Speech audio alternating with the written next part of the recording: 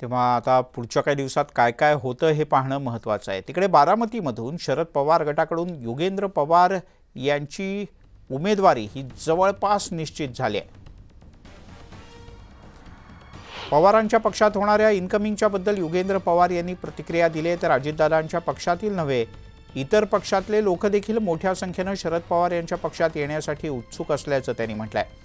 हर्षवर्धन पाटील आणि शरद पवार यांचे चांगले संबंध असल्याचंही त्यांनी नमूद केलं। शरदचंद्र पवार गटाचे युवा नेते योगेंद्र पवार हे सध्या आपल्या बरोबर आहेत।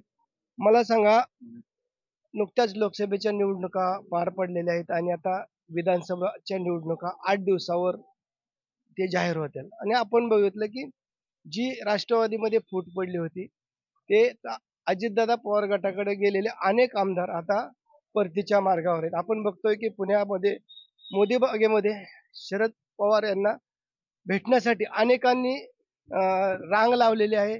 इनकमिंग सुरू आहे, कसं बघताय? काय म्हणजे फक्त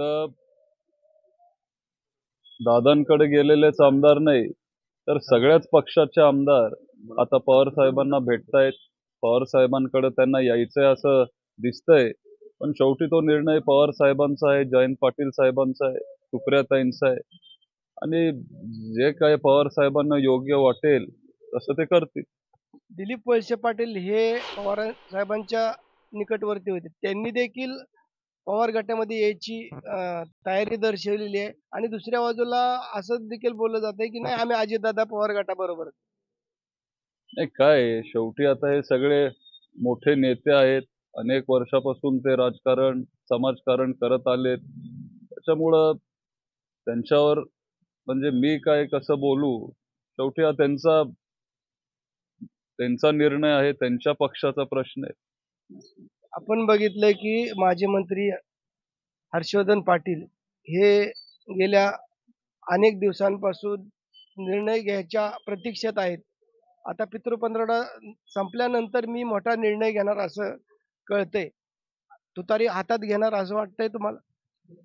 नाही, आता शेवटी कोण कुठला निर्णय घेईल हे आपल्याला सांगता येणार नाही, पण नेहमी पवार साहेब, सुप्रियाताई आणि आपले त्यांचे संबंध चांगलेच राहिले तर पुढे उद्या काय होईल आपल्याला बघावं लागेल। हे होते योगेंद्र पवार, जितेंद्र जाधव, न्यूज 18 लोकमत।